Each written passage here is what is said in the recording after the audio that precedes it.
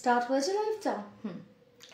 এতক্ষণ ছিলাম হচ্ছে আমার ইউটিউব চ্যানেল শ্রেয়া সেনগুপ্ত আচার্য ব্লগসে, এবং আজকে নিউ ইয়ার স্পেশাল তোমাদের জন্য আমি ভীষণ স্পেশাল একটা স্টোরি কিন্তু গিফট করেছি। আজকে আর কেউ কমপ্লেন করতে পারবে না যে দিদি একদম নিখাদ ভূতের গল্প কোথায়। তোমাদের মনে পড়ে বাংলা নম্বর 36? এই স্টোরিটা কিন্তু আমার একটা অল টাইম ফেভারিট স্টোরি, এবং আমি বহুবার নিজের চ্যানেলে রিপিট করেছি। আমি অন্য পডকাস্টে যখন গেছি সেখানকার পডকাস্ট চ্যানেলগুলোতে আমি বলেছি এই গল্পটা, অনেকবার শেয়ার করেছি। তো সেই রকমই একটা বাংলোর ঘটনা, এটা উত্তরাখণ্ডের চমোলি ডিস্ট্রিক্টের একটা ঘটনা, যেটা একদম মানে শিহরণ তো জাগাবেই, তার সাথে সাথে সত্যি এইরকম মারাত্মক ইনসিডেন্ট রাতের ঘুম তো কেড়েই নেবে। তো একটা ভীষণ লেন্দি ঘটনা, প্রায় ঘটনাটা it will take around 1 hour, মোটামুটি এরকমই হবে হয়তো, ঠিক আছে? তো 1 ঘন্টা খানেকের আছে পুরো স্টোরিটা। যারা যারা মিস করে গেছো তাদেরকে বলবো ডেফিনেটলি যাও আর আমার চ্যানেলে গিয়ে ওই স্টোরিটা শুনে নাও, কারণ স্টোরিটা একটা দুর্ধর্ষ ঘটনা, এবং কি ভয়ানক যে হতে পারে একটা বাড়ি, একটা বাংলো, তার মানে কি ভয়ানক পরিণতি যে ঘটতে পারে, কেন ঘটতে পারে। উফ, মানে আমার অনেক দিন পর কালেকশনে একটা বেস্ট স্টোরি এসেছিল, আমি সেটা তোমাদের সবার সাথে শেয়ার করে দিয়েছি। আর নিউ ইয়ারে নিশ্চয়ই তোমাদের সবার খুব ভালো লাগবে, এবং গল্প শুনে কিন্তু ডেফিনেটলি আমাকে কমেন্ট করতে ভুলবে না, ঠিক আছে? এবার আসি হচ্ছে এখানে আজকে তোমাদেরকে আমি শোনাবো বেশ কিছু ট্রেডিশনাল ভূতের গল্প, মানে একদম গ্রাম বাংলার খাঁটি ভূতের গল্প, যেটা শুনে ভয় না পেয়ে তো যাওয়ার কোনো উপায় নেই। তো এই গল্পগুলো তো বলবোই, তার আগে চট করে বলে নিই যে আমার জুয়েলারিটা আজকে স্পন্সর করেছে আমাকে মণিদীপা, একটা ভীষণ সুন্দর অথেন্টিক সাউথ ইন্ডিয়ান জুয়েলারি। আমি জানি না তোমরা কতটা দেখতে পাচ্ছ, বুঝতে পারছো, আমি ক্লোজ ভিউতে একবার এটা দেখিয়ে দেব তোমাদেরকে, জাস্ট দেখো। এটার কালারটা তোমরা বুঝতে পারবে না, ডেফিনেটলি বুঝতে পারছো না ভালো করে, কারণ আমার তো আলাদা করে লাইট ইউজ করতে পারি না এখানে। আচ্ছা, এটা দেখো, এটা যা ছোট রিয়ারিংটা, ঠিক আছে, রানি কালার বা পিঙ্ক কালার হয় না, ওই শেডের পুরোটাতে তোমার স্টোন ওয়ার্ক করা রয়েছে, একদম যেটা টেম্পল জুয়েলারি কালার হয়, এটা অরিজিনাল সেই কালারের ওপরে আছে, যার জন্য আমার বিশেষ ভালো লাগা এটার প্রতি। এটা কিন্তু ইমিটেশনের মতন বা ওই ক্যাটক্যাটে সোনালি কালারের মতন দেখতে গয়না নয়। Temple jewellery actually South Indian জুয়েলারির যে গোল্ডেন কালারটা হয়, এটা সেই কালারটা, কারণ এটা একদম অরিজিনাল ওখান থেকেই আনানো সাউথ ইন্ডিয়ান জুয়েলারি, যার জন্য একদম অরিজিনাল কালারটা আছে এটার, ঠিক আছে? তো এইটা ভীষণ সুন্দর। ইভেন আমি যেটা ইউটিউবেও বলছিলাম যে আমি দিশার জন্য, আমার ভাইয়ের আইবুড়ো ভাতে আমি বেশ কিছু গিফটস ওকে দিয়েছিলাম, তার মধ্যে একটা শাড়ি, জুয়েলারি, পার্স, এরকম নানান জিনিসপত্র ছিল। তো তার মধ্যে একটা জুয়েলারি আমি যেটা নিজে মণিদীপার কাছ থেকেই পারচেস করে নিয়েছি, কারণ ওর কাছে অসাধারণ সাউথ ইন্ডিয়ান জুয়েলারিজের কালেকশন আছে, এবং ওটা আরও সুন্দর ছিল, অনেস্টলি বলছি। ওটা এরকম পুরো চাটাই হার যেরকম হয় না, ওই রকম হার, আর তার সাথে ইয়ারিংস ছিল। আমার কাছে ছবি আছে, আমি পরে কখনো তোমাদের সাথে ডেফিনেটলি শেয়ার করব। আর এইটা একদম মানে ওর কাছে তোমরা এরকম চোকার পেয়ে যাবে, নেকলেস পেয়ে যাবে, লং লেন্থের সমস্ত পেয়ে যাবে। তো তুমি যেরকম চাইবে সেরকমই পাবে, ওর কাছে কালেকশন একটু দেখে নিতে হবে। কিন্তু এই মুহূর্তে দাঁড়িয়ে আমি বলবো সাউথ ইন্ডিয়ান জুয়েলারিজ যারা পছন্দ করো তাদের জন্য, বা টেম্পল জুয়েলারিজ যারা পছন্দ করো তাদের জন্য একটা খুব ফেভারিট কর্নার হতে পারে মণিদীপা, বিকজ খুব ভালো কালেকশন। শুধু এটা নয়, তুমি যদি ওর কাছে পার্ল সেট চাও, বা তার ছাড়াও তোমরা জানো এখন কোরিয়ান জুয়েলারিজ যেগুলো আসছে, অ্যান্টি টার্নিশড বলো, ওর কাছে সব রকমের জুয়েলারিজ কিন্তু অ্যাভেলেবেল, এবং ভীষণ ক্লাসি কালেকশন আছে, ঠিক আছে? তো আমি একটু মণিদীপার নাম্বারটা তোমাদেরকে শেয়ার করে দিচ্ছি, ওয়েট, দেখো বন্ধ করে দিচ্ছি। আচ্ছা, মণিদীপার নাম্বারটা হচ্ছে 9832163788। আমি আবার রিপিট করছি, 9832163788। এই নাম্বারে তোমরা যোগাযোগ করে নেবে, এবং মণিদীপার কাছ থেকে এরকম এক্সক্লুসিভ কিছু পিস তোমরা কিন্তু কালেক্ট করতে পারো। আমাকে যদি বলো, আমার পার্সোনালি এই জুয়েলারিটা খুব পছন্দ হয়েছে। আমার রেয়ারলি খুব জুয়েলারিজ চোখে আটকায়, তো এটা একটা ওয়ান অফ দ্যাম, আমার খুব ভালো লেগেছে অনেস্টলি। এটা ভীষণ সুন্দর দেখতে। মেনলি হচ্ছে কি, আমি সাউথ ইন্ডিয়ান জুয়েলারিজ ম্যাক্সিমাম আমাদের এখানে লোকাল শপ থেকে তোমরা কিনতে গেলে দেখবে কালারটা কিন্তু পুরো ডিফারেন্ট করে দেয়, মানে কালারটা কি করে একদম সেই সোনালি রংটা চলে আসে, যেটা খুব বাজে লাগে অ্যাকচুয়ালি দেখতে। তো ওইটা কালার কিন্তু নয়, সাউথ ইন্ডিয়ান জুয়েলারির যে কালারটা সেই কালারটাই আছে, এটাই অরিজিনাল কালারটা, তো যার জন্য আমার এটা খুব ভালো লেগেছে। So thank you Manidipa.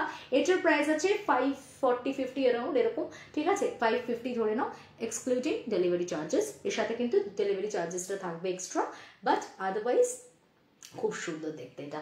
হ্যাঁ, যেমন মানে একদম আমি তার থেকে বলবো, তুমি যদি অন্য জায়গায় এরকম টেম্পল জুয়েলারিজ নিতে চাও এখন প্রচণ্ড কস্টলি, সেই তুলনায় ওর কাছে প্রাইসটাও ভীষণ রিজনেবল লেগেছে আমার। তো সব মিলিয়ে ভীষণ ভালো একটা collection. Thank you so much, আমার নিজেরও খুব ভালো লাগছে এবং তোমাদেরকেও বলবো যারা ভালোবাসো এরকম জুয়েলারিজ পরতে ওকে কন্ট্যাক্ট করো। আর নতুন বছরে সকলকে আরেকবার, আজকে যেহেতু নিউ ইয়ারের ফার্স্ট লাইভ এটা আমার, তাই জন্য সকলকে আবার জানাচ্ছি হ্যাপি নিউ ইয়ার। এটা সত্যিভূতের গল্প চ্যানেলে আপলোড হবে, তাই সত্যিভূতের গল্পের তরফ থেকে, আমাদের পুরো গ্রুপের তরফ থেকে, গ্রুপের সমস্ত সদস্যদের তরফ থেকে, অ্যাডমিন প্যানেল, ভিও প্যানেল, সবার তরফ থেকে সকলকে জানাই অনেক অনেক শুভেচ্ছা। নতুন উদ্যমে, নতুন আশা, নতুন কনফিডেন্স, নতুন জেদ, সব কিছু নিয়ে চলো একদম নতুনভাবে ফেলে আসা প্রচুর বাজে স্মৃতিগুলোকে ভুলে গিয়ে, ভুলগুলোকে সংশোধন করে নিয়ে একদম ফ্রেশ একটা স্টার্ট করা যায়। আগামী বছরটা সকলের ভীষণ ভালো কাটুক। এবার যাবো হচ্ছে আমার গল্পে, ঠিক আছে? তো ফার্স্ট যে গল্পটা বলবো, গল্পটা কি যে ভয় লেগেছে আমার, গল্পটা ভেবে এত ভয় লেগেছে, বিরক্ত লেগেছে। এটা আমাকে পাঠিয়েছে শাশ্বতী ভট্টাচার্য, ঠিক আছে? এটা ও বাঁকুড়ার খামারবেড়া গ্রাম থেকে পাঠিয়েছে এবং এই মুহূর্তেও আবার বাঁকুড়ার খামারবেড়াতেই আছে। এখন তো অনেক ডেভেলপ করে গেছে, কিন্তু ও আমাকে সেই তোমাদের আগের দিন বললাম না, ও সেই বাচ্চা ছেলেটা মারা গেছিল কলুডোবার ঘটনাটা, ওই কলুডোবাটা এখন সে বুঝিয়ে, আমি বললাম ও একটা গার্ডেন মতন করে দিয়েছে, সবজি টবজি করে, ও ওখানকার ছবি পাঠিয়েছিল। ও আমাকে যেখানকার গল্প পাঠায় আবার সেগুলো ছবি পাঠায়, আর সেগুলো দেখে যে আমার কি ভয় লাগে, সেগুলো দেখে আমার আরো ভয় লাগে। এনিওয়েজ, তো আজকে ও আমাকে বলেছে, তোমাদের মনে আছে ওই বাচ্চাটার গল্পটাতে আমি লাস্টে একটা প্রদীপদার ঘটনা বলেছিলাম, যিনি মানে পেশাগতভাবে ডোম ছিলেন। আমি বলেছিলাম উনি একটা কাটারি নিয়ে আসছিলেন, সেই বাচ্চাটার সোলটা সাট করে সরে যাচ্ছিল কাটারিটা যেদিকে চালাচ্ছিল। যারা রিলেট করতে পারছো গুড, যারা পারছো না, হয়তো যারা রেগুলার ফলো করো না তারা এটা বুঝতে পারবে না। আমি একটা স্টোরি শেয়ার করেছিলাম, তো ওটা কখনো প্রিভিয়াস কোনো আমার এপিসোড দেখলে তোমরা বুঝে যাবে যে ওখানে একটা প্রদীপদার ঘটনা আমি উল্লেখ করেছিলাম, যেখানে একটা বাচ্চা ছেলের সোলের সাথে উনি রীতিমতো কাটারি নিয়ে মানে তাকে আর কি হেনস্থা করে ছেড়েছিলেন, মানে কোনোভাবে পালিয়ে বেঁচেছিলেন আর কি নিজে। যাই হোক, তো উনি প্রচণ্ড অদম্য সাহসী, না হলে তো কেউ ওরকম হতে পারে না যে সোলের ওপরে কাটারি চালিয়ে দিচ্ছে। তো উনি ওরকমই সাহসী, কাজেই উনাকে চট করে ভয় পাওয়ানো মানে মুখের কথা না। তা সেই প্রদীপদার ছিল হচ্ছে বাঁশের মানে ব্যবসা ছিল, তার সাথে উনি ধানের ব্যবসা করতেন, তো অনেক কিছুর ব্যাপার ছিল। তো প্রদীপদা ধান কাটতে গিয়ে একদিন খুব রাত হয়ে গেছে, মানে তখন প্রায় ও বলছে যে 8টা বাজে, আর আমাদের ওখানে দিদি মোটামুটি 7টা বাজলেই সবাই খেয়ে দিয়ে ঘুমিয়ে পড়ে। আর এখন তো তবুও একটু উন্নত হয়েছে, আগে মানে 7টা মানে অনেকের কাছে কানা রাত তখন। হ্যাঁ, সবাই ভোরের দিকে ওঠে, কিন্তু বেশ 7টা 7:30 বাজতে না বাজতেই সবার ঘরে খাওয়া দাওয়া হয়ে সবাই ঘুমিয়ে টুমিয়ে পড়তো। কাজেই 8টার সময় যখন প্রদীপদা ফিরছে, তখন মানে বলছে একদম ধুধু অন্ধকার, চারিদিকটা ঘুটঘুট ঘুটঘুট করছে, মানে মাঠে প্রান্তরের মধ্যে দিয়ে উনি তো ভীষণ সাহসী, একটু জ্যোৎস্নার আলো টালো রয়েছে এইটুকুনি মাত্র, আর বাকি উনি ওনার মতন হেঁটে চলেছেন। তো যাই হোক, ধান কেটে নিয়ে আসছে, তখন সাইকেলে করে আসছে। হ্যাঁ, 8টা 8:30 বাজে।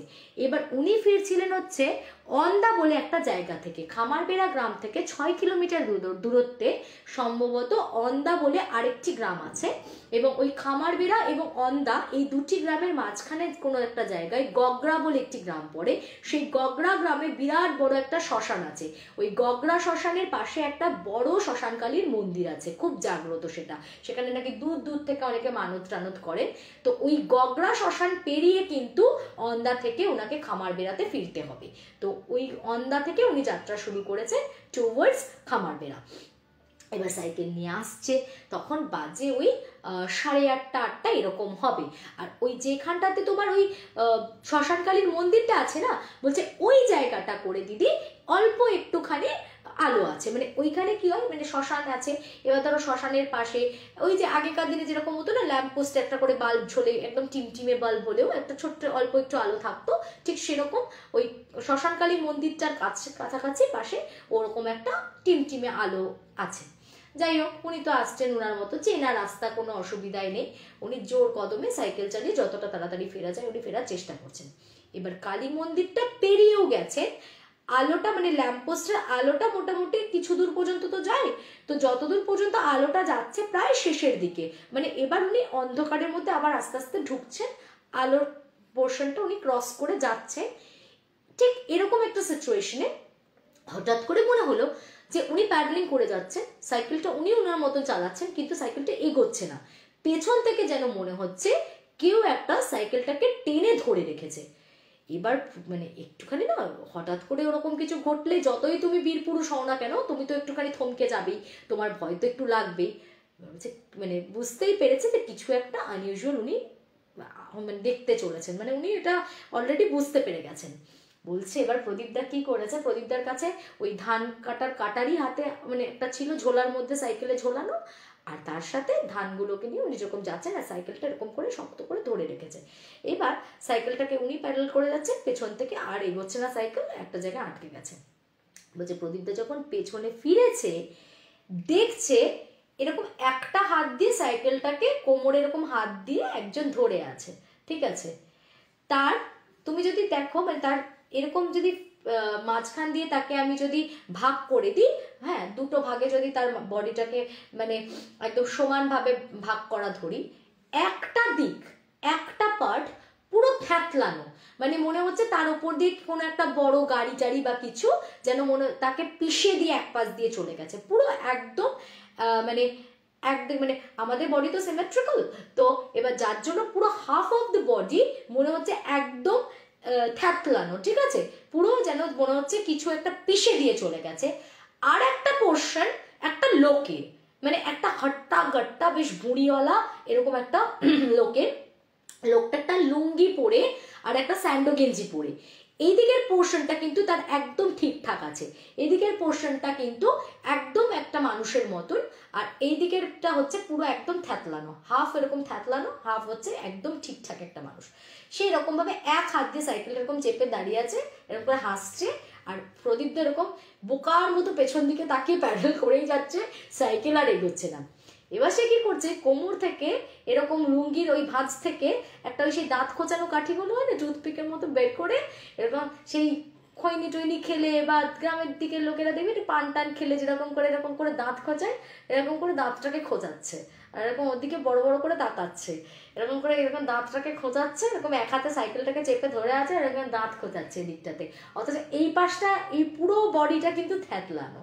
মানে প্রদীপদা ওই দৃশ্যটা দেখে ওখানে যে কি করে অজ্ঞান না হয়ে উনি যে বেঁচে গেছেন আমি জানি না, আমি হলে ওখানে কি করতাম আমি ভাবতেও পারছি না, কল্পনার বাইরে আমার।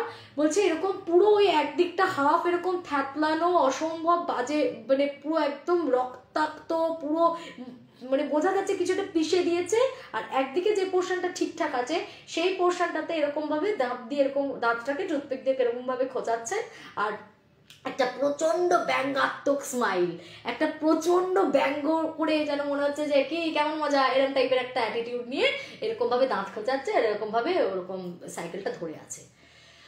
আমি সামনে তাকালাম, তাকিয়ে একটা দীর্ঘশ্বাস নিয়ে, মানে পৃথিবীতে যত রকমের ঠাকুরের নাম ওনার মনে পড়ছে উনি তত রকম ঠাকুরের নাম নিতে শুরু করেছেন।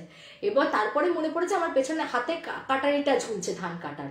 এবার ওই প্রদীপদার আগের একটা অভিজ্ঞতা যেহেতু আছে, প্রদীপদা কি করেছে, ব্যাগ থেকে কাটারিটা বার করেছিলাম, তুলেছে, কাটারিটা তুলে বলছে ছাড় বলছি, ছেড়ে দে বলছি, ছাড় এখান আমাকে ছেড়ে দে, ছেড়ে দে বলছি, নাহলে তোকে শেষ করবো, ছেড়ে দে ছেড়ে দে বলে। আর যত মানে ওই জয়মা কালী, মানে কিছুক্ষণ আগে কালী মন্দিরটা ক্রস করেই এসেছেন উনি জাস্ট, তো মানে মা কালীর নাম নিচ্ছে, যত রকমের ঠাকুরের নাম মনে পড়ছে সমস্ত ঠাকুরের নাম নিতে নিতে নিতে ফাইনালি বেশ কিছুক্ষণ পর, প্রায় 15-20 মিনিট পর ফিল করলেন যেন মনে হলো জিনিসটা আলগা হয়ে গেল।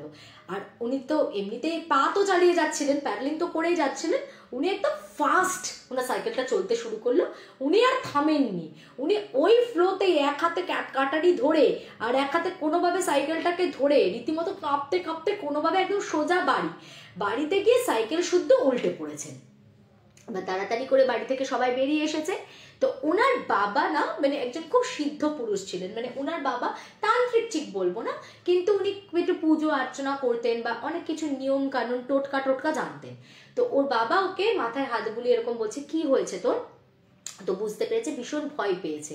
তো ওকে প্রথমে জল টল দিল, কি একটা জল দিল, জল পোড়া যেটাকে বলে আর কি, ওইরকম জল পোড়া দিল, তার সাথে একটু দাঁতে লোহা টোহা কাটালো, কাটিয়ে ওই দাদু কি করলো ওর হাতে একটা টাকা দিল, টাকাটা দিয়ে বলল তুই সাইকেল করে যা, তুই সাইকেল করে যাবি, ওই যে রাস্তাটা দিয়ে এসছিস তুই সেই রাস্তাটা দিয়ে ক্রস করে আবার তুই কালী মন্দিরটা যাবি, কালী মন্দিরটায় গিয়ে একটা টাকা দিয়ে মাকে প্রণাম করবি, প্রণাম করে আবার ওই রাস্তা দিয়ে তুই এক্ষুনি ফিরে আসবি। এবার বলছে কি বলছো বাবা, এরকম এক্ষুনি আমি এক্সপিরিয়েন্স, মানে ওনার তো একটা বিশাল ভয়ানক অভিজ্ঞতা হয়েছে, এবার উনি তো আর যেতে চাইছেন না। তখন উনি বলছেন যে না, এ কিন্তু তোকে পেয়ে বসবে একবার যদি বুঝে যায় যে তুই ভয় পেয়েছিস, সুতরাং এটা বুঝতে দেওয়া যাবে না যে তুই ভয় পেয়েছিস, তুই আবার ওই রাস্তা দিয়ে এক্ষুনি যাবি, এখনই যাবি, যাবি গিয়ে কালী মন্দিরের সাইকেল দাঁড় করাবি, একটা টাকা দিয়ে প্রণাম করবি, আমি তোর গা বেঁধে দিচ্ছি, ও তোকে কিচ্ছু করতে পারবে না, কিন্তু তুই ওই রাস্তা দিয়ে ফিরে আসবি, কারণ আজকে যদি তুই এটা না করিস আবার পরের দিন তোকে ধরবে, এবং ও ধরবে এবং ও তোর অনিষ্ট করেই ছাড়বে। তো এই ধরনের কিছু টোটকা গ্রামীণ যারা আর কি গুণিন বলো বা যারা এই ধরনের একটু তন্ত্র সাধনা টাধনা করেন তাদের অনেকে এগুলো মানতো, মানে গ্রামের দিকে এই ব্যাপারগুলো চল আগে খুব ছিল। তো উনি নাকি আবার সেই মুহূর্তে ওই দাদু যে টাকাটা দিল ওটা নিয়ে আবার সাইকেল চালিয়ে গেল। এবার বলছে যখন আমি ওইখানটা দিয়ে আবার ক্রস করছি, স্বাভাবিক ব্যাপার ওই জিনিসটা তার কিছুক্ষণ আগেই উনি অনুভব করেছেন, তো বলছে আমার ভেতরটা তো মানে মনে হচ্ছে যে দুমড়ে মুচড়ে যাচ্ছে, আমি পারবো তো, মানে এটা কি আদৌ সম্ভব হবে আমার জন্য।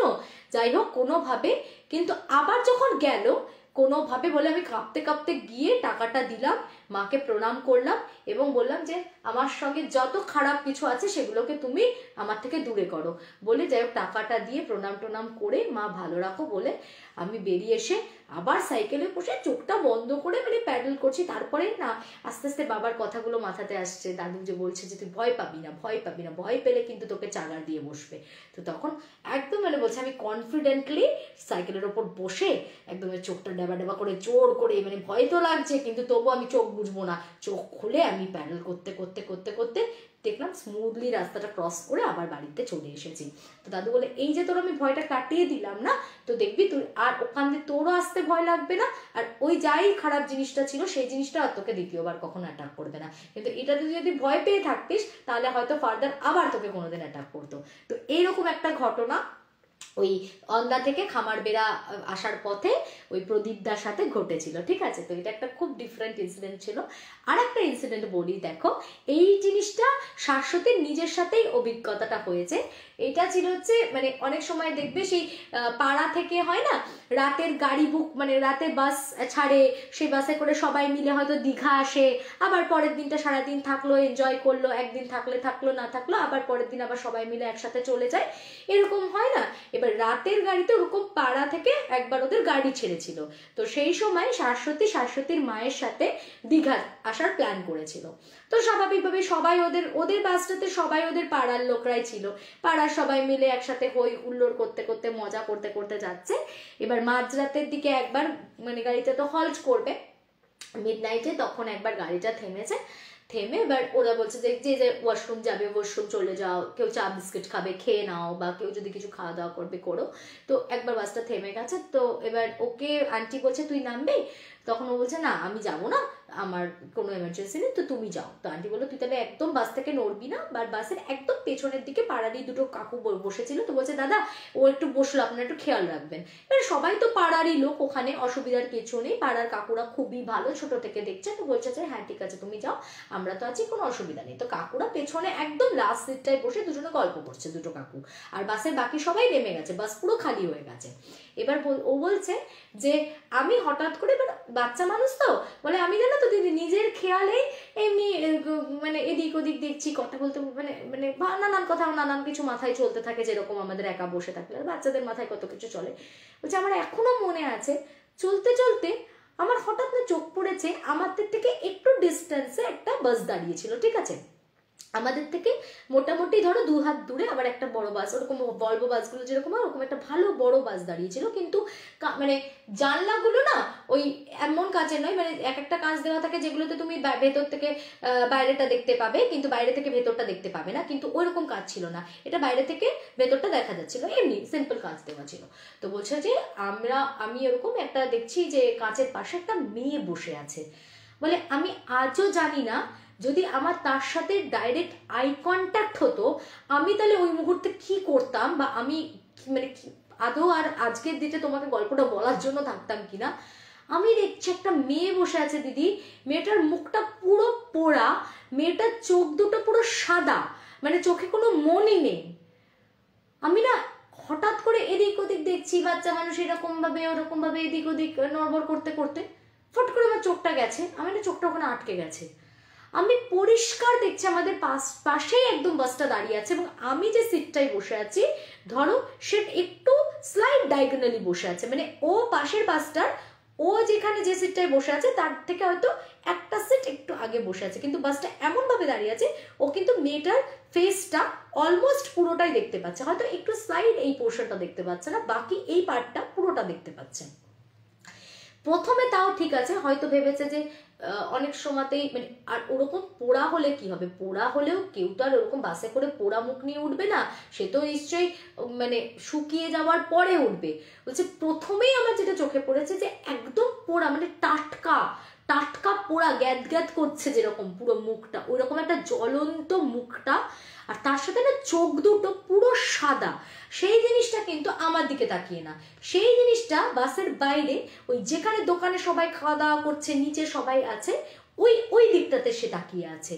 এবার আমার না যেই চোখটা পড়েছে আমি পুরো স্থির, মানে আমি আর বাসের মধ্যে না নড়ছি না চড়ছি, আমি এক দৃষ্টে পুরো বড় বড় চোখ করে তাকিয়ে আছি, আর দেখছি ওই জিনিসটা কন্টিনিউ সবাই যে খাওয়া দাওয়া করছে, চা খাচ্ছে বা ওয়াশরুম যাচ্ছে, ওই দিকটাতে সব লোকজনের দিকে তাকিয়ে আছে।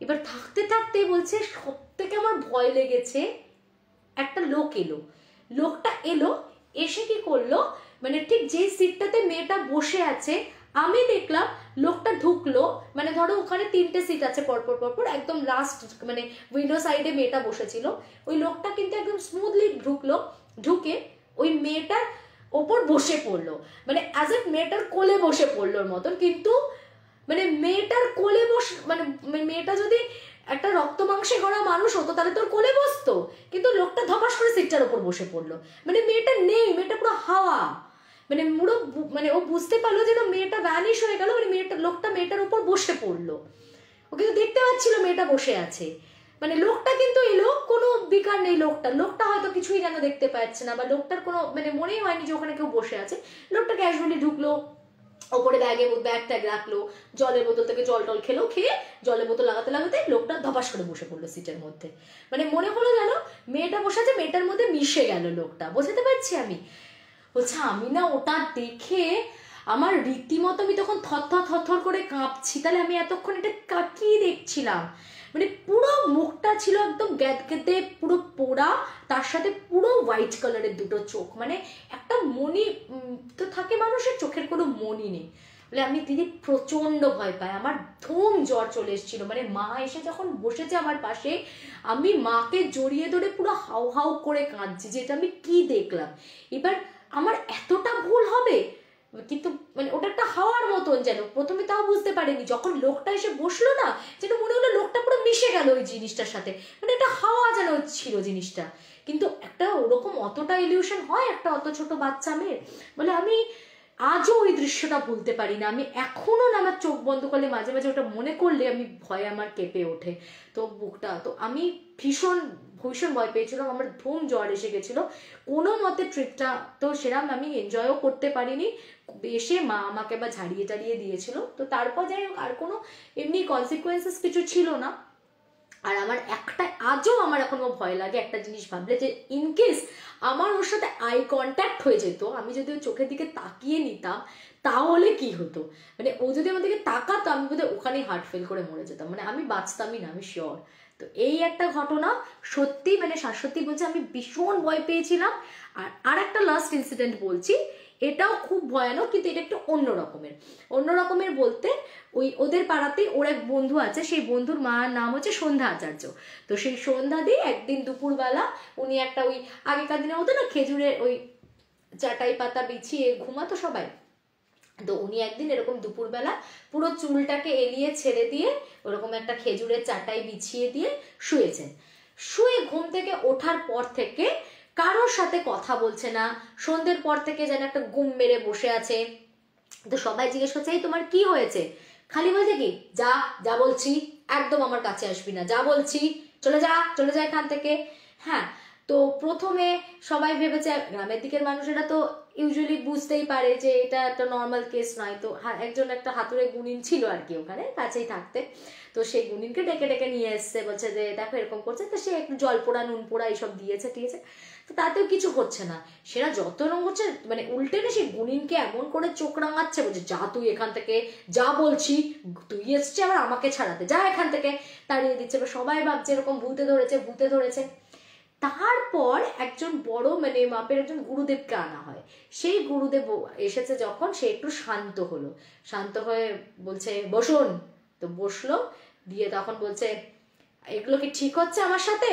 আপনি তো পুজো আচ্ছা করেন, সাত্ত্বিক মানুষ, আপনি কি করে এগুলো মেনে নিচ্ছেন গ্রামের মধ্যে? তো বলছে যে মানে আমি তো বুঝতে পারলাম না। বলছে দিনের পর দিন আমার ওইভাবে থাকতে অসুবিধা হয় না? ওপর দিয়ে টপ টপ টপ টপ করে জল পড়ছে, আমার কি কষ্ট হচ্ছে? এইভাবে আমাকে ফেলে রেখেছেন দিনের পর দিন। আপনি কেমন পুরোহিত, আপনি কেমন মানুষ? এ গ্রামের পুরোহিতরা কিরকম, তাদেরও মনে হয় না যে আমাকে একটু ঠিক করে রাখা উচিত?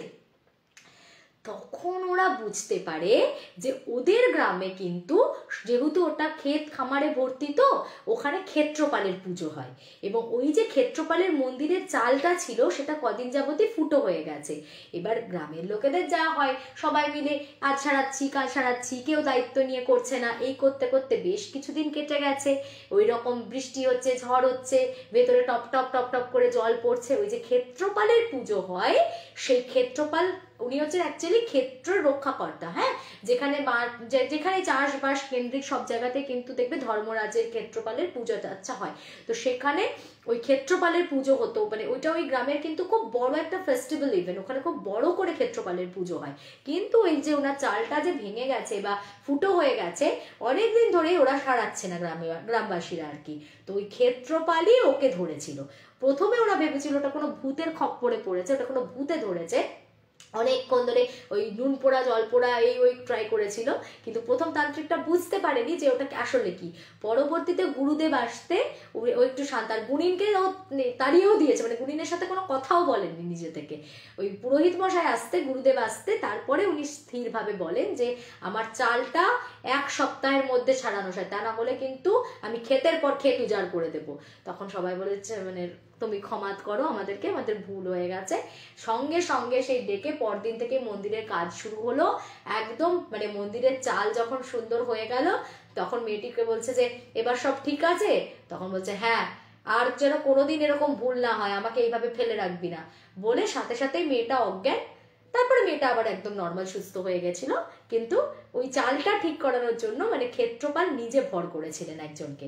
তো প্রথমে ওরা ভূত ভাবলে, ওটা অ্যাকচুয়ালি ভূত ছিল না। এটা একটা ওদের গ্রামে মানে ওর নিজের একদম সচক্ষে প্রত্যক্ষ করা একটা ঘটনা। মানে আমরা গ্রামের দিকের মানে শহরাঞ্চলের মানুষেরা চট করে তো এই জিনিসগুলো বিশ্বাস করতে পারি না, বা আমরা ভাবি হয়তো কি জানি এগুলো সবটা ঠিক কি না, অনেকেরই অনেক ডাউটস রয়েছে। কিন্তু এইগুলো কিন্তু গ্রামের দিকের মানুষেরা একদম নিজেরা সবসময় এক্সপিরিয়েন্স করছে, এরকম একটা ব্যাপার। ঠিক আছে, তো আমার দারুণ লাগে ওর এই ছোট্ট ছোট্ট ঘটনা, কিন্তু ওর ঘটনাগুলো এত স্পুকি হয় আর গ্রামাঞ্চলের ইনসিডেন্টসগুলো এত ডিফারেন্ট হয়, বেশ ভালো লাগে। তো তোমাদের কাছেও যদি এরকম ট্রেডিশনাল ভূতের গল্প কিংবা যার যে রকম অভিজ্ঞতা আছে আমার সাথে শেয়ার করতে চাও, 8240840618 এই নাম্বারে অবশ্যই আমাকে জানাবে। আর তার সাথে কেমন লাগলো আমার স্টোরিগুলো সেগুলো অবশ্যই কমেন্ট বক্সে একটা কমেন্ট করে আমাকে জানাবে, তা না হলে এবার আমি গল্পগুলো ছেড়ে দেবো কমেন্ট না করলে। আচ্ছা, অনেকে বলো যে দিদি আমরা কমেন্ট তো করি, তুমি তো সবসময় রিপ্লাই করো না।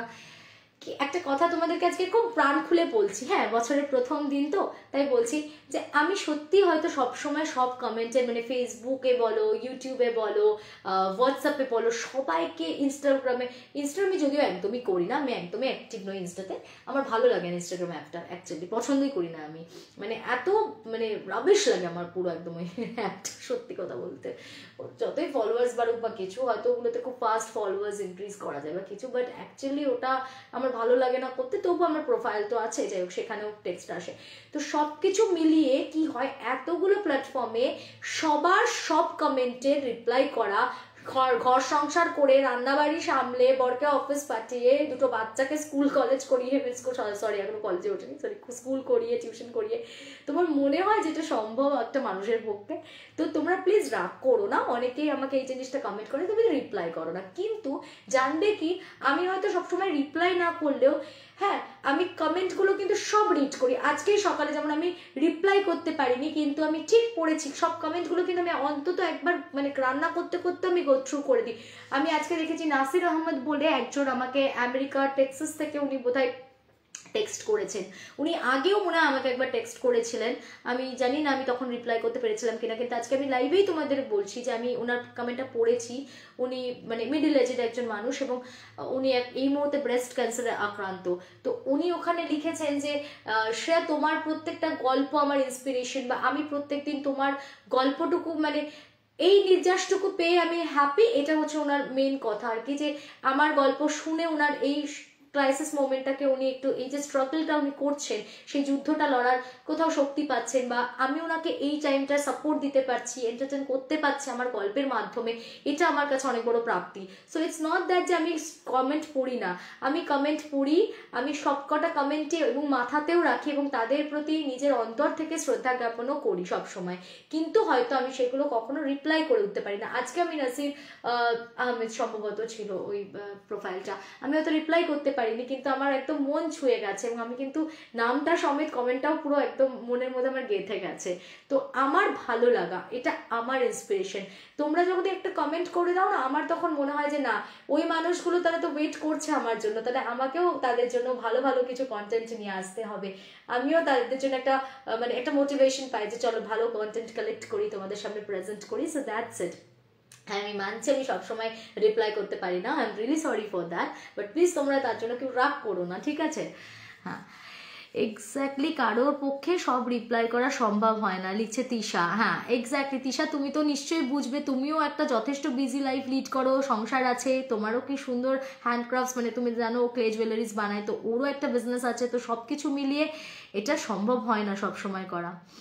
আগেকার দিনে ভূতে সাইকেল তাদের কাছে আসতো না লোহার তৈরি বলে, এই হ্যাঁ জানিস তো, আমার এটা একটা মানে এটা একটা প্রশ্ন জানিস তো, এই যে আমি প্রচুর সাইকেলে কিন্তু ভূতরা বসে, বলে যে একটা ওই যে আগের দিন একটা গল্প বলেছিলাম মনে আছে, যে সাইকেলটার ওপর ভূতটা সাইকেল বলে চালাতে গিয়ে ভারী হয়ে যাচ্ছে, মনে হচ্ছে পেছনে কে বসে আছে, এইগুলো যে বলে, সাইকেল বল বাইক বল, সেখানেও তো লোহার টাচ থাকে। তো মানে আমি এটা বুঝতে পারি না যে এইগুলোতে কেন, এইখানেও তো লোহা থাকে, তো ভূতে কেন এই লোহাতে ভয় পায় না, এটা আমারও প্রশ্ন। কেউ উত্তর দিতে পারবে আমাকে কমেন্ট বক্সে জানাবে, তো আমি জানতে চাই সাইকেলে কেন ভূত ভয় পায় না। সব লোহা দেখলে লোহা ছোঁয়ানো হয় ভূতের জন্য, গায়ে লোহা দেওয়া, এই যে আমাদের বিয়ের পর থেকে লোহা বাঁধানো ঢুকিয়ে দেওয়া হয় যে না এটা থাকলে নতুন বউকে ভূত অ্যাটাক করবে না, সব বুঝলাম, কিন্তু এমনি এটুকু লোহাতে কাজ দিয়ে দিচ্ছে, কিন্তু অত বড় একটা সাইকেলের মানে লোহার সাইকেল, সেটাতে কেন ভূত আসছে, কি করে ভূত বসছে, আমার এটা প্রশ্ন।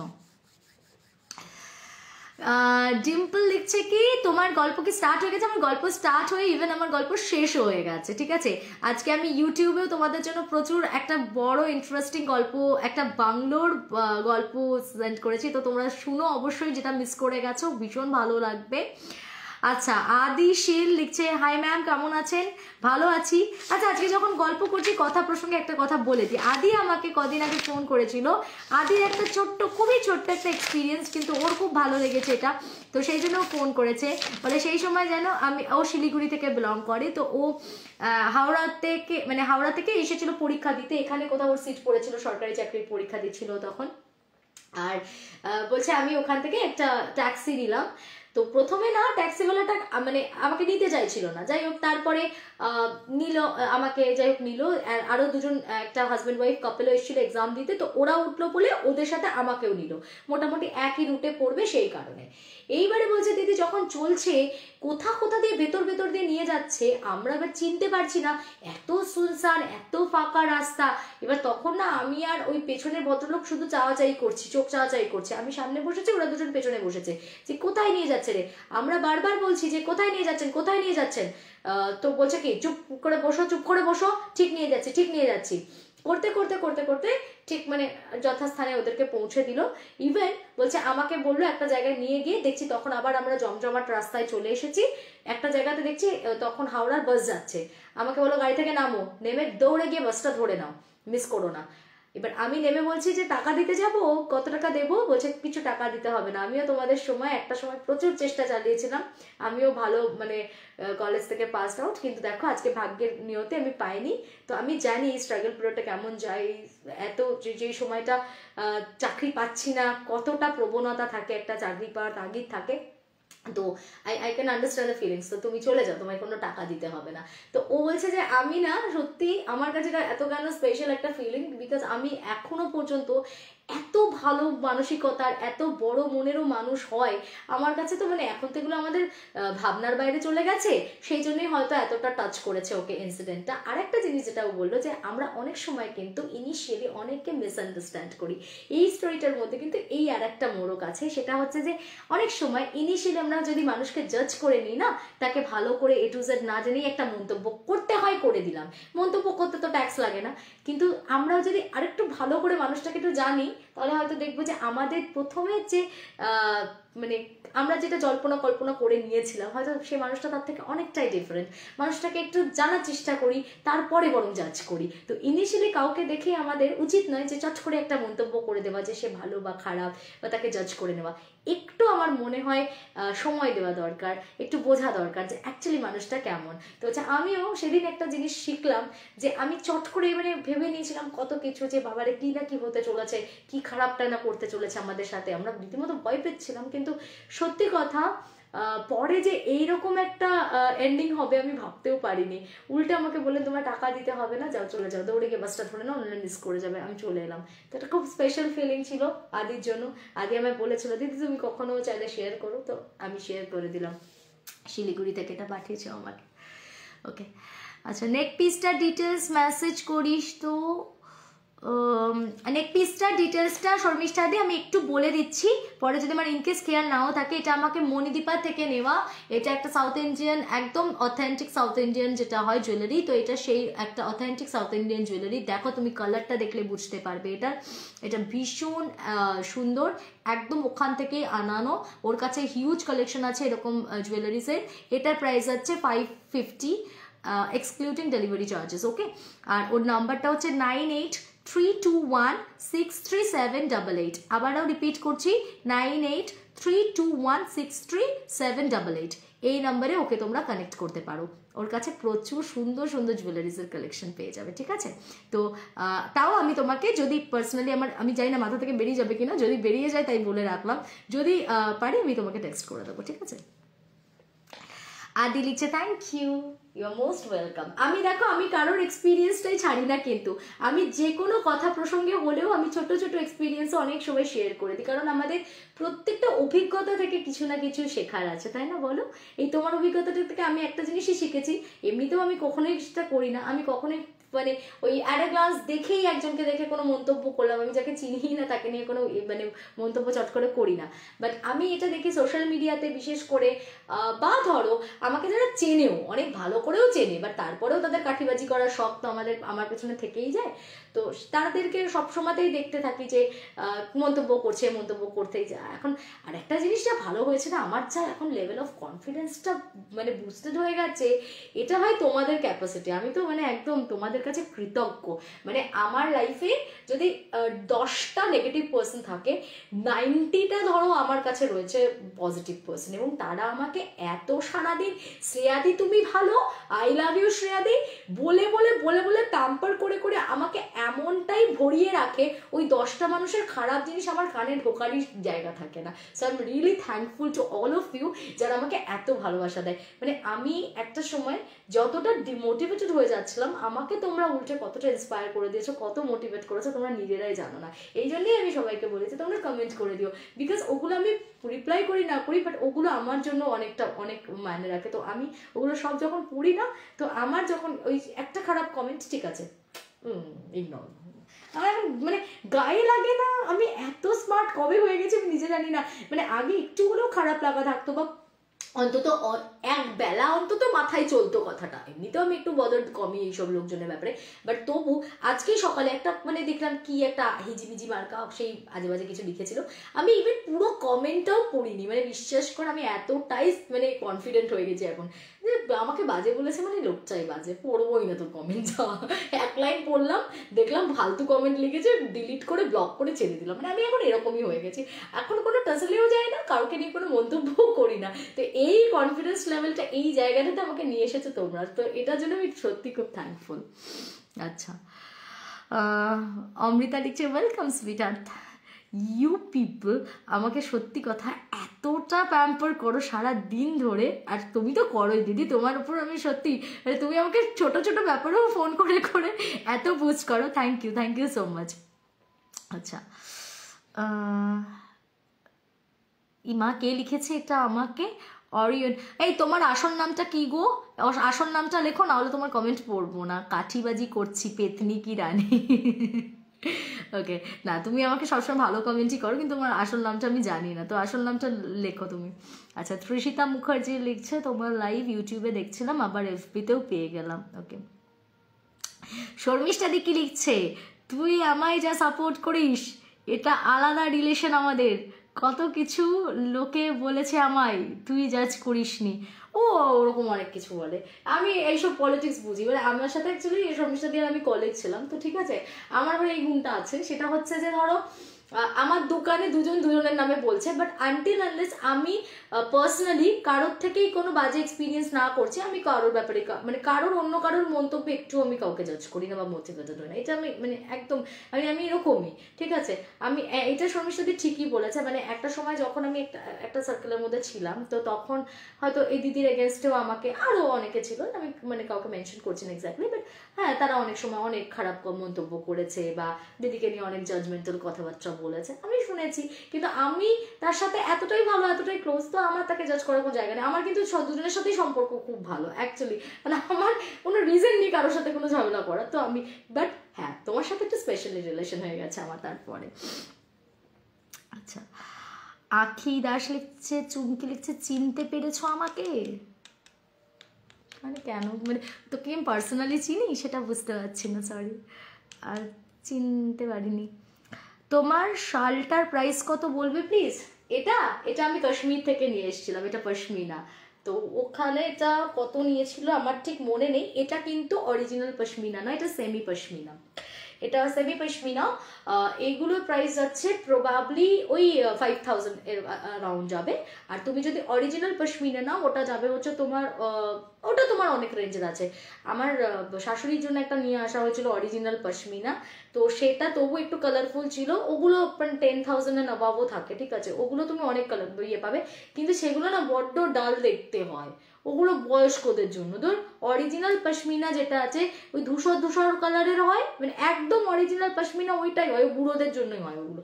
হ্যাঁ, ধূসর কালার। তাও তো আমি অনেক খুঁজে মার জন্য যেটা নেওয়া হয়েছিল ওটা তবু একটু কালারফুল ছিল, ঠিক আছে। আমি একদম ওই রকম মেরে কালার, ওগুলো সে বস্তা টাইপের কালার, ওই হচ্ছে অরিজিনাল পশমিনার কালার। তো ওগুলো আমার একদম ভাল লাগেনি, নাহলে আমি নিতাম অরিজিনাল পশমিনা, বাট ওরা একদম দেখতে ভালো লাগেনি। কিন্তু সেমি পশমিনা এগুলো যেগুলো আছে, এগুলো ওই 5000 6000 এরকম রেঞ্জের আছে। এটা মনে হয় ওই 5 না 6000 এরকম একটা রেঞ্জে নিয়েছিল। বাট এগুলো কিন্তু দেখতে দেখো তুমি কত গর্জিয়াস, এগুলো দেখে কিন্তু তোমার মানে তুমি হালকা পার্টি বাটিতেও পরে চলে যেতে পারবে, মানে এই শীতকালে তুমি ভালো ইউজ করতে পারবে। তো আমি বলবো তো অরিজিনাল পশমিনা অত দাম দিয়ে না কিনে যদি স্টাইল করার জন্যই স্টোল কিনতে হয়, আর এগুলো বিভৎসই গরম হয়, এটা এমন কিছু মানে ইয়ে নয়, মানে অরিজিনাল পশমিনাটা হ্যাঁ ওটা আরো ফিনফিনে একদম, মানে আমি যেটা মার জন্য নিয়েছিলাম ওটা একদম ফিনফিনে পুরো লাইট একদম ছিল একদম, মানে ওটা তুমি গায়ে দিলে বুঝবেও না। এটাও অনেকই লাইট অনেকই বিয়ার, কিন্তু হ্যাঁ ওটার মতন তো অবভিয়াসলি নয়, ঠিক আছে। তো এটা আমার মনে হয় সেমি পশমিনাগুলো নেওয়া উচিত ফর মানে আমাদের জন্য, মানে ইয়াং মেয়েরা নিলে এটাই ঠিক আছে, বেশ সুন্দর, এটা কিন্তু বেশ গ্লসি, এটা বেশ দেখতে সুন্দর। আর অরিজিনাল পশমিনা মেরে একদম ম্যাট ফিনিশ, কোনো মানে গ্লোই করছে না এরকম লাগে দেখতে, ভালো লাগেনি আমার।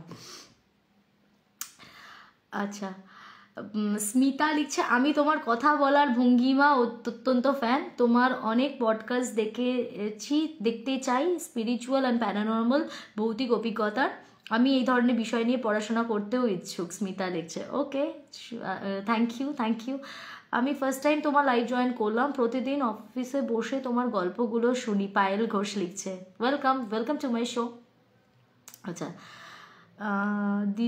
দিদিয়া তুমি অনেকটাই পরিবর্তন হয়ে গেছো, মানে আমি তোমার 1 ইয়ার আগের ভিডিওগুলো দেখেছি, সেখানে তোমায় কত রোগা লাগছে। এই তুই আমাকে ইনডাইরেক্টলি মোটা বলছিস?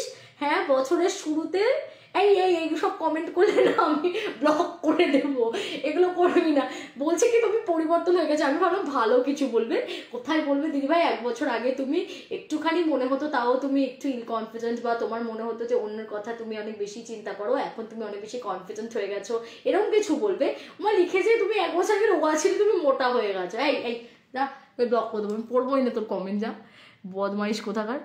আচ্ছা ওকে, কে একটা মৌয়াদি লিখেছে we love you too much, thank you, love you too. আচ্ছা, সুরজিৎ লিখছে এই সুরজিৎ আজকে কত দেরিতে তুই জয়েন করেছিস? হ্যাঁ শেষ হয়ে গেছে গল্প বলা শেষ হয়ে গেছে। আচ্ছা, হ্যাপি নিউ ইয়ার, তোর সাথে কথা হয়নি পার্সোনালি, হ্যাপি নিউ ইয়ার, ভালো থাকিস। আচ্ছা, আজকে পড়ানো ছিল ওই জন্য মিস করে গেলাম। আচ্ছা ঠিক আছে, তাহলে তো অবভিয়াসলি মিস করবি, তুই ইয়েটা শোন, ইউটিউবের গল্পটা আজকে দারুণ ছিল, তোর খুব পছন্দ হবে আমি জানি। তো ইউটিউবে যা, ইউটিউবে গিয়ে বাকি ওই স্টোরিটা শুনে নিস রাত্রেবেলা, তো ভালো লাগবে। আচ্ছা, ও আচ্ছা, ওর লাস্টে গ্ল্যামারাস লিখেছিল, ও আচ্ছা সেটা তো দেখিনি, তাহলে ভালো, ঠিক আছে। তবু একটু এইসব বলিস না, দেখ এমনিতেই টু বি ভেরি অনেস্ট, আমার দেখ দুটো সিজার হয়েছে, দুটো মেজর অপারেশন, তাছাড়াও মাইনর অপারেশনস তো রয়েছে, ঠিক আছে, সেগুলো তো শরীর থাকলেই মানুষ মাত্রই টুকটাক কিছু থাকে। তার সাথেও দুটো মেজর সিজার হয়েছে, দুটো বেবি ক্যারি করছি। একটা বেবি হওয়ার পরে আমরা যারা চট করে না কাউকে বলে দিই যে এই তোর শেপ এরম হয়ে গেছে বা ওরম হয়ে গেছে, বা মানে একটা মা যখন তুমি হয়ে যাবে না, তো তোমার সত্যি কথা নিজের দিকে না খেয়াল রাখার কোনো টাইম থাকে না, নিজের যত্ন রাখার কোনো টাইম থাকে, সব সময় তুমি বাচ্চাদেরকে নিয়ে কনসার্ন বেশি। হ্যাঁ, এক তো রাতের পর রাত জাগা। আমি সত্যি বলছি, মানে ধর মিকো হলো 2017-এ, আর 19-এ হয়ে গেছে আমার ছেলে, মানে ওই যে 17-এ মিকো হলো, তারপর থেকে স্টার্ট করে মোটামুটি 19-এর পর আরও ধর 2-3 বছর ধরে নে, মানে ওই 2021 পর্যন্ত আমি যদি ধরি কমপক্ষে, ঠিক আছে, আমি ঘুমোইনি রাত্রে, আমি একবার এপাশ ফিরতাম এখনো, মানে এখনো তুই মানে এখনো যে একদম সাউন্ড স্লিপ হয় তা নয়, মানে এখনো একবার এপাশ একবার ওপাশ বাচ্চা ঠিক আছে কিনা ওইটার মাদের হ্যাবিট হয়ে যায়, একবার এদিক দেখছি একবার ওদিক দেখছি, আর দুজনের মাঝখানে আমি পুরো স্যান্ডউইচ হয়ে থাকি, একজন এদিক দিয়ে হাত তুলে পা তুলে, একজন দিক দিয়ে, মানে কোনো স্পেস নেই। আমি এমন একটা মানুষ যে কোনোদিন কারোর সাথে বেড শেয়ার করতে চাইতাম না, আমি খুব ছোটোবেলা থেকে একা শুই। হ্যাঁ, মা বাবা আমাকে খুব ছোটোবেলা থেকে একা শোয়ার অভ্যেস করে দিয়েছিল, আমি কোনোদিনই মা বাবার সাথে খুব একটা শুনিনি। তো তারপর মানে আমি মোটামুটি আমার যতদূর মনে পড়ে 5-6 থেকে আমি একা শুই। তো এখন তুই ভাব আমি দুদিকে পুরো এরকম স্যান্ডউইচের মতো চিপকে থাকি, তো কিরকম লাগবে এক্সপিরিয়েন্সটা? হ্যাঁ, রাতের পর রাত ঘুম নেই। হ্যাঁ, প্রত্যেকটা মায়ের ক্ষেত্রেই সিজার হলে চুল পড়ে যায়, চুল উঠে যায়, ঠিক আছে, আমাদের হেয়ার কেয়ারের টাইম থাকে না, স্কিনের প্রচুর প্রবলেমস চলে আসে, স্কিন কেয়ারের টাইম থাকে না, সো এতগুলো ডিফিকাল্টিসের সাথে লড়াই করতে হয়, ঠিক আছে। তার সাথে তো রয়েছে এই সাংসারিক প্রেশার, স্ট্রেস, বাচ্চাদের স্ট্রেস, তো সব কিছু মিলিয়ে পরিবর্তন তো আসবেই বাবা। আর তার সাথে সাথে বয়সটা বাড়ছে, সেটাকে অ্যাকসেপ্ট করতে হবে। আমি কি একদম স্টার্টে যেমন ছিলাম, দেখবি তোদের সাথে সাথে চলতে চলতে কবে দেখবি আরো বেশি গাল ঝুলে গেছে, ডার্ক সার্কেলস এসে গেছে, বলি রেখা বলে না চলে এসেছে, ফাইন লাইন্সে ভর্তি হয়ে গেছি, একদম থুত্তুরে বুড়ি হয়ে গেছি গল্প বলতে বলতে। এটা তো হবেই। আচ্ছা, কঙ্কনা লিখছে যে আমি রিপ্লাই করেছি যে আরো গ্ল্যামারাস হয়ে গেছো তুমি, ঠিক বলেছিস, দেখেছি, আমি ওটা দেখেই বললাম যে থ্যাংক ইউ। না না, আমি মজা করলাম, সে একটু মোটা রোগা অনেকেই বলতেই পারে, সে তো হয়েছি, সে তো অস্বীকার করার কোনো জায়গা নেই, একটু অনেকটাই হয়েছি, কিন্তু সেটা ডাইরেক্টলি বলিস না, তাহলে খুব কষ্ট হচ্ছে মনে, এটাই বক্তব্য আর কি। আচ্ছা, তুমি সত্যি গ্রেট মাদার। আমি গ্রেট মাদার নই, কিন্তু আমি মানে একটুখানি খুবই বাচ্চা কেন্দ্রিক, এটা সত্যি। মানে আমি মিকো ইভানের পর মানে জব টব নিয়ে কোনোদিন ভাবতেই পারি, মানে আমি সত্যি খুব ব্যাকডেটেড মাদার, এটা বলতে পারিস। মানে আমি সেই এখনো পর্যন্ত আগের জেনারেশনেই পড়ে রয়েছি। মানে আমার মাকে যেরকম আমি প্রত্যেক দিন বাড়ি ফিরে মা করে আমার চাই মাকে, এরকম একটা ব্যাপার ছিল, তো ওই ওয়ার্মথটাও আমি আমার বাচ্চাদেরকে দিতে চাই, যে ওরাও বাড়ি ফিরে এসে যেন পুরো মা, মানে ওদেরকে আমি এখনো নিজে খাওয়াবো। আমার এখনো পর্যন্ত অন্য কেউ, মানে আমার মা ছাড়া অন্য কেউ আমার বাচ্চাদেরকে খেতে দিলে আমার পোষায় না। মানে আমার খালি একটা মনে হয় যে এই ঠিক করে খেলো না, ঠিক করে দিল না, এরকম একটা ব্যাপার চলে।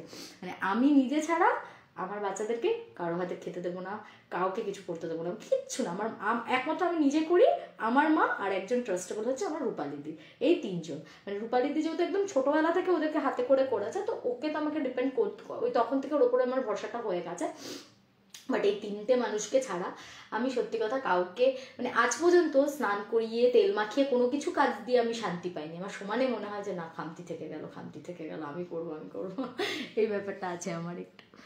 আচ্ছা, মিকোর মধ্যে ছামাছা দেখতে পাই, শুধু মিকোর মধ্যে না, ইভানও খুব ইমোশনাল, এবং ইভানও জানিস তো ভীষণ এরকম আমার মতন না, খুব প্রোটেক্টিভ টাইপের তৈরি হয়েছে। মানে ওরা না, আমি দেখেছি, মানে ও খুব মানে মমতা বলে না যে জিনিসটাকে, খুব মানে কারো কোথাও লেগে গেলে আহা উ, মানে একটুখানি, মানে আমি যেরকম আর কি ওদেরকে করি, ওরাও ঠিক ওরকম টাইপের। মানে আমাদের বাড়িতে সামনে একটা অটিস্টিক বাচ্চা আছে, মানে আমি ইভানকে দেখে অবাক হয়ে যাই, এখানে সব থেকে ভালো যদি কেউ ওকে হ্যান্ডেল করতে পারে দ্যাট ইজ ইভান।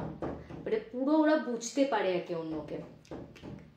যাচ্ছি, হয়ে গেছে, যাচ্ছি, তুই যা ঘুমা, আমি আসছি, যাচ্ছি। হ্যাঁ, তো ওকে ও বুঝতে পারে, মানে ও কি বলছে সেটা ও বুঝতে পারে। আর ওই বাচ্চাটিও মানে খুব ভালো দেখি ওদের সাথে কানেক্ট করতে পারে। হ্যাঁ, মানে সে ওদের সাথে লাফাচ্ছে, খেলছে, এখনো ওর কথাটা বলতে পারে না সে, কিন্তু ইভান এত ওর সাথে কানেক্ট করতে পারে, ওর বাবা মা পর্যন্ত বলে একমাত্র ইভানই বোঝে ও কি বলতে চাইছে, আর কেউ বোঝে না। তো ও ভীষণ, ওর মধ্যেও প্রচণ্ড ইমোশনস আছে আর কি। মিকোরও আছে, মিকো তো মেয়ে, ধর ওর মধ্যে একটা থাকবে। আচ্ছা, তোমাকেও তো মেয়ে মানিয়েছে নেক পিসটা, মণিদীপা লিখছে। মণিদীপা, তোর এই নেক পিসটা কিন্তু সবার ভীষণ পছন্দ হয়েছে, ইনফ্যাক্ট আমার নিজের খুব ভালো লেগেছে পার্সোনালি, থ্যাংক ইউ। আর খুব সুন্দর কালেকশন। আচ্ছা আচ্ছা, ওকে, সো অনেক আড্ডা মারলাম, গল্প করলাম। আসলে আজকে বছরের শুরুর দিন, একটু তো আড্ডা না মারলে নয়, আমারই ফাঁকা ফাঁকা লাগতো না হলে। ঠিক আছে, তো সবার সাথে আবার পর দেখা হচ্ছে সানডেতে আসছি গল্প নিয়ে।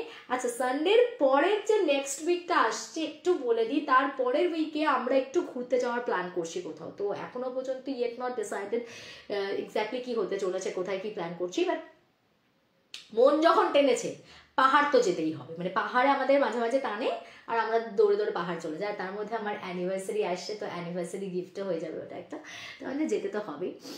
তো এবার সেই কারণে আমি হয়তো নেক্সট উইকে হতে পারে যে আমি 2-1 দিন একটু মার কাছেও যাবো, তারপর ওখান থেকে আমরা যাবো। তো যার জন্য আমি যদি ওখানে থাকি, যেহেতু আমি তারপরের একটা উইক অফ হবে, মানে আমি আসতে পারবো না, আমি হয়তো 2-1 দিন এক্সট্রা লাইভ করতে পারি, ঠিক আছে। তো সেটা আমি নোটিফিকেশন দেবো, তোমরা দেখে নিতে পারো, বা আমি ভিডিওগুলো করে চলে যাব, তোমরা তোমাদের টাইম ওয়াইজ পরে পরে এমনি রেকর্ডেড ভিডিওটা শুনে নিতে পারো, ঠিক আছে। ওকে, এখন আপাতত চললাম, গুড নাইট, সবাই খুব ভালো থেকো, টাটা, আবার দেখা হবে পরে।